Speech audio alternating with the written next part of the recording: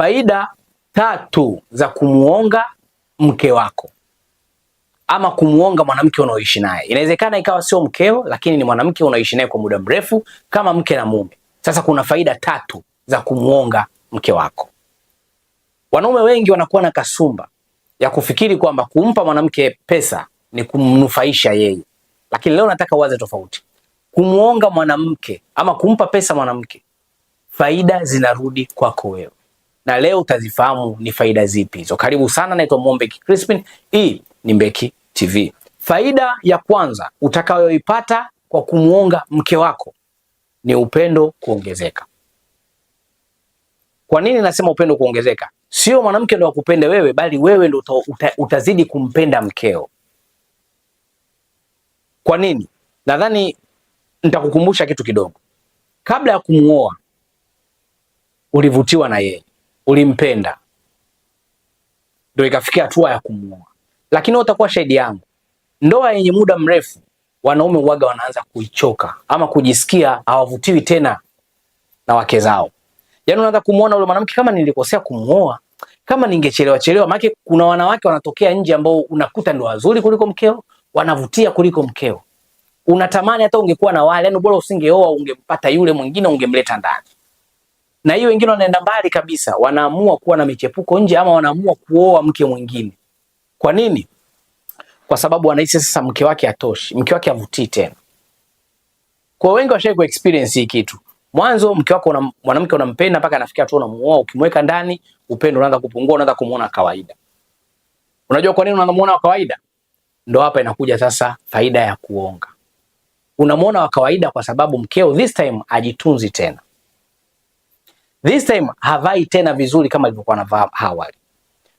Sasa hivi aweki tena nywele vizuri kama alivyokuwa anaweka kipindi kile yuko girlfriend mpaka unavutiwa na yeye. Sasa hivi hapaki tena mafuta mazuri ya kumfanya ngozi yake iwe nyololo. Sasa hivi unaona ngozi yake imekuwa kama ya mamba au chatu. Uvutiwi tena na yeye. Hivyo vitu vyote vimepotea baada ya wewe kumuoa. Kwa nini vimepotea?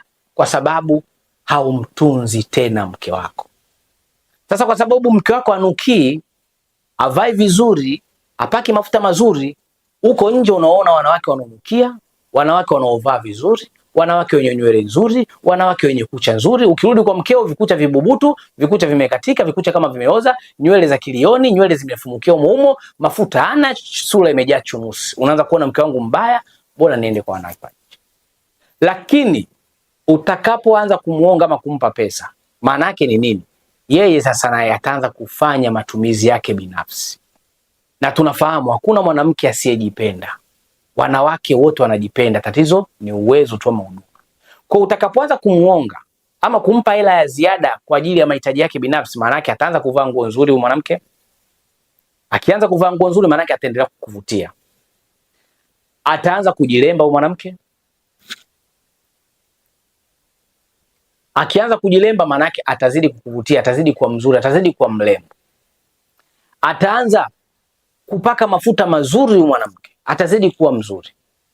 Kwa hiyo ile pesa yako unaomuonga ndio itakuwa anafanya mahitaji yake binafsi. Moja ya mahitaji yake binafsi ndio hiyo, kuzidi kujiboresha, kuonekana kivutio mbele ya macho yako. Kwa ukiona upo na mwanamke leo hii unaanza kuona umemchoka, havutii tena, sio mzuri tena, jua umeshindwa kumtunza vizuri. Mimi nikwambie, mkeo anaweza akawa mzuri kuliko wanawake unaohangaika nao nje. Mkeo anaweza akawa anavutia kuliko wanawake unaohangaika nao nje. Tatizo haumpi matunzo. Kwa hiyo ulimuona mwanamke mzuri akakuvutia ukamuoa, baada ya kumuoa unamfuja. Unamfanya mwanamke wa watu kama kazeeka. Wapo wanawake leo hii walikuwa wazuri, lakini baada ya kuingia katika ndoa wamechakaa, wamefubaa. Kwa nini?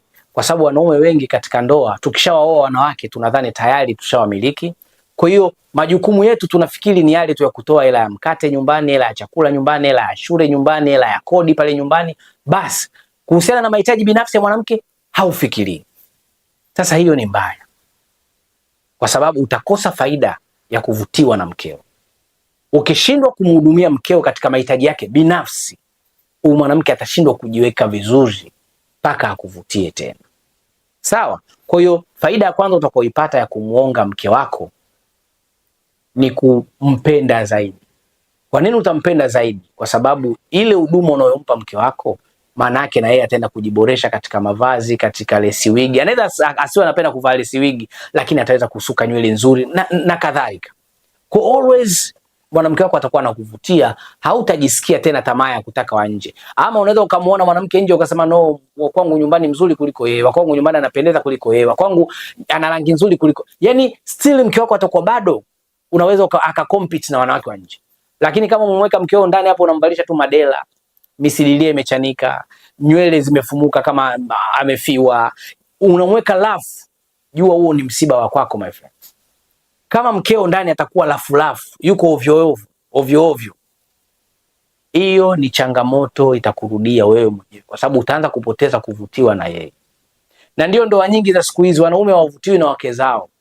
Sio kwamba upendo umeisha, hapana. Wanaume tuna matamanio, tunavutiwa na tunachokiona kikiwa kizuri, tunavutiwa nacho. Jiulize, mkeo unamtunza, unamhudumia, unamfanya awe katika huo ubora unaotamani kumuona awe, ama unatamani mwanamke kuwa? Kwa hiyo tuache uongo kujifanya tunapenda wanawake wasafi, wanawake wazuri wenye nywele nzuri. Wanasema usikione chavutia, jua kimegharamikiwa. Na wewe gharamikia cha kwako ili kikuvutie. Wanasema Waswahili, unachokitafuta kwa mchepuko, wenzako wanakipata kwa mkeo vile vile. Kwa hiyo na wewe anza kumtengeneza mkeo kuwa katika ile namna ya kukuvutia. Lakini kuna usemi mwingine unasema, kama unapenda watoto wa shule, mnunulie mkeo sketi ya shule ili uzidi kuvutiwa naye. Hii misemo yote inakuja ili kukuhamasisha wewe kuona umuhimu wa kumhudumia mke wako. Kwa hiyo hiyo ndio faida ya kwanza utakayoipata kama utamuonga mke wako. Utazidi kumpenda kwa maana atazidi kujitunza na kuonekana vizuri mbele ya macho yako. Faida ya pili utakayoipata kwa kumuonga mke wako ni utiifu wake. Sasa utiifu umegawanyika katika maeneo mengi. Utiifu mumo kuna heshima, mumo kuna stara, mumo kuna huruma, mumo kuna hekima, kuna mambo mengi katika utiifu. Lakini mimi nikupe tu, nikustue moyo. Hivi unajua mwanamke kukuletea mtoto wako halali ni huruma yake tu. Ni utiifu wake tu. Leo hii kakuzalia watoto watatu wote wa kwako kihalali. Kakuhurumia. Lakini mwanamke anaweza kukuletea watoto wote watatu sio wako. Zipo hizo kesi. Mwanamke mwenye ujasiri wa kukuletea mtoto wa nje, maana yake huyu mwanamke amekosa utiifu kwako. Huyu mwanamke amekosa huruma na wewe. Na kwa nini anakosa hiyo huruma na wewe? Kwa sababu kila akikufikiria na kuona wewe zero brain, amnazo. Mwanaume gani bwana, mwanaume mwenyewe anakuona nani, hamna kitu. Kwa anaweza akakufanyia mambo makubwa kama hayo ya kuleta watoto wa nje. Kwa hiyo mwanamke kukuzalia mtoto wako wa halali, huo ni utiifu wa hali ya juu, na hiyo ni huruma ya hali ya juu, na hiyo ni heshima ya hali ya juu. Lakini jambo lingine, kuto kukusaliti. Mwanamke ukiwa unampa pesa, unamhudumia, unamtunza, hataona sababu ya kukusaliti. Kwa sababu tuwe wawazi, mwanamke mara nyingi anapenda sehemu anayohudumia. Ndio maana unaweza ukawa wewe una kazi nzuri tu, lakini ukishindwa kumhudumia mke wako anaweza akatembea hata na muuza genge. Kwa nini? Kwa sababu muuza genge anamuongezeaga kitunguu. Muuza genge anamwekeaga nyanya nyingi. Muuza mkaa sio anampimiaga mkaa mwingi. Kwa mwanamke always anapenda, ama moyo wake unatulia pale anapopata huduma. Na sio umpe kikubwa, ila mwanamke anapopewa kitu anajisikia anathaminiwa. Kwa hiyo kumpa mwanamke wako hela ama kumtunza mke wako sio tu kunamfanya yeye ajione mjanja, bali kunamfanya yeye ajione queen, malkia. Kwa hiyo ukiweza kumhudumia mke wako vizuri, hatakuwa na sababu ya kukusaliti. Leo hii kuna wanawake zenu nyinyi mmewaoa lakini wanahudumiwa na wanaume nje. Yaani ndoa ya kwako lakini huduma anapata kwa wanaume nje. Mwanamke wako anarudi nyumbani unaona kapendeza, mwanamke wako ananukia, lakini hujawahi kumwachia hela ya matumizi. Kaa jiulize, kila siku unaacha hela ya chakula. Hujawahi kumpa hela kununua wiki, hujawahi kumpa hela sio kununua losheni, hujawahi kumpa hela kununua nguo, lakini anapendeza. Jiulize. Na wanawake wanaficha siri, atakwambia tu unajua kuna mchezo nimecheza, sio kuna nani nimekopa, atakuficha ficha, lakini wapo wanawake wanatunzwa na wanaume wengine wa nje. Mwanamke anacheza vikoba huko, anacheza michezo huko nje. Pesa haitoki kwako, pesa inatoka kwa wanaume wa nje. Kwa hiyo always mwanamke, tukiongea uwazi na ukweli, mwanamke anapenda ama anapata utulivu ile sehemu anayopata huduma. Kwa hiyo unaweza ukamuoa wewe akabaki tu ile status na mimi nimeolewa, lakini ukashangaa anampenda mwanaume mwingine tu wa nje. Kwa sababu gani? Anamhudumia. Akiwa na shida, mume wangu, yani wewe ndio umeoa lakini mume anaitwa mwingine, mume wangu na shida kitu hichi nisaidie, katumiwa 10,000, kasaidiwa hela mchezo, kasaidiwa hiki na hiki. Kwa hiyo ukiwa unamuonga mke wako, faida utakayoipata, utapunguza hatari ya kupigiwa. Lakini unaweza ukasema kwamba huko usipompa hela atatembea na wanaume wengine. No, unaweza usimpe hela na asitembee na wanaume wengine. Sisemi kwamba kila mwanamke usemhudumia ama usemhudumia atakusaliti, hapana. Bali nasema utapunguza pia nafasi ama ile mianya yeye kufanya huo usaliti. Kwa sababu kila akifikiria mbona mume wangu mimi ananipa kila kitu, ananitunza, ananipenda, ananijali, kwa nini nifanye upuuzi? Hatoweza kufanya upuuzi. Lakini katika huo utiifu hatakuwa tayari kukuacha. Yaani ile ukikaa unajiamini kwamba mke wangu hawezi kuniacha, hataweza kukuacha kama unamhudumia. Faida ya tatu utakayoipata kwa kumuonga mke wako ni kupata pumziko la uhakika. Mungu si alisema wanawake wawe mapumziko yetu? Mwanamke awe pumziko la mwanaume. Sasa ukimuonga mke wako, basi utakuwa pumziko kweli kweli kwake. Yaani unarudi nyumbani, unaweza ukafanywa massage wewe, utapokewa begi wewe, utakandwa mwili wewe, utavuliwa soksi wewe, utavalishwa shati wewe. Yaani utafanywa kila kitu unachofikiri ukifanyiwa ndio utakuwa umerelax. Kwa hiyo mwanamke ukiweza kumhudumia, atakupa pumziko la kujiona wewe uko peponi. Yaani atafika kumrudi nyumbani na hasira zako, stress zako, umebwatuka, mwanamke hatobishana na wewe, hatobwatukiana na wewe, yeye atakuwa na kukuweka katika comfort zone, katika hali nzuri tu ya mapumziko. Pole mume wangu, usijali. Unaweza ukatukana hapa na yeye asikurudishie. Lakini una pesa afu unaleta jeuri. Una pesa afu unajiamini, unitunzi alafu unajiamini. Ndio kila siku tunazoona ndoa, mwanamke umempiga kibao na yeye karusha kibao. Umemjibu mwanamke hivi na yeye kujibu jeuri. Ile haipo tu kwa sababu mwanamke jeuri, bali ile ipo saikolojia. Kuna kitu mwanamke anakosa kwa kina stress katika namna ya yeye naye sasa kuwa kama mwanaume. Sawa, najua kuna wanaume watasema kwamba wanawake hawajui wanachotaka, wengine wanasema tunataka hela, wengine wanasema wanataka wapelekewe moto, wanataka hawaeleweki. Mwanamke yoyote anayesema kwamba anataka mtu akumpelekea moto, maana yake ni kwamba amekuona wewe hela una. Sasa si bora upeleke moto, maana hela una. Sio mzuri, moto upeleki. Sasa kuna nini hapo? Kwa wanawake wengi wamehamia kusema si nataka mwanaume mashine sio nini, kwa sababu wamekosa wanaume wenye kuhudumia. Wanaona sasa kama kuhudumia uwezi, hata hiyo mashine ndio uwezi kunipa, kati mashine ipo tu hapo imezagaa.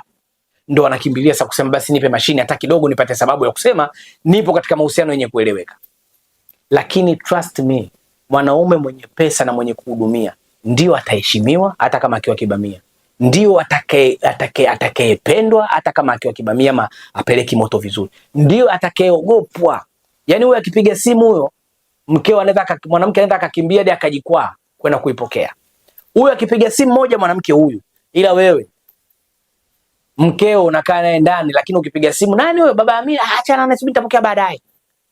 Lakini ukiwa unatoa huduma, ikiita simu hapo mwanamke anakimbilia, atatoka hata meno kwa kujikwaa kuiwahi simu yako.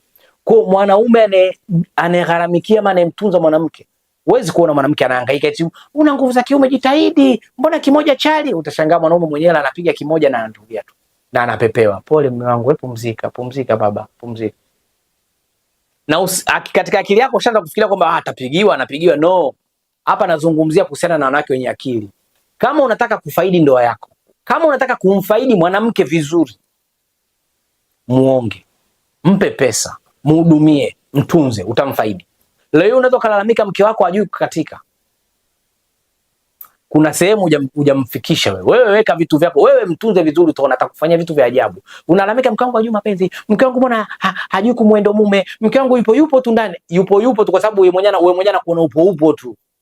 Lakini ukichangamka, unatoa huduma vizuri, unamtunza vizuri, hela vizuri, wewe kila siku atakuwa anakaa anajifunza, hivi nifanye nini, kipi leo cha kumridhisha mume wangu afurahie.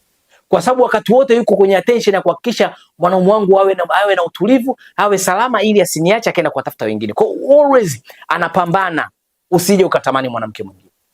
Lakini pesa una, naona yani wewe kama vipi, bora tu niache utafuta wengine. Yani naona bora tu utafuta hata wengine. Nao wapate hizi shida. Maana wewe ni shida. Kwa bora utafute wengine ili shida tupate wote.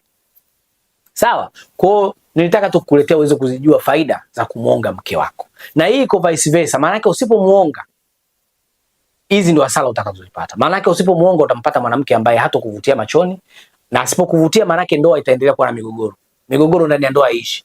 Kumbe mke wako hakuvutii tena. Kwa nini hakuvutii? Kwa sababu unashindwa kutoa mshiko na yeye akajipendezesha. Kwa hiyo utapata hasara ya kuwa na mwanamke mbaya.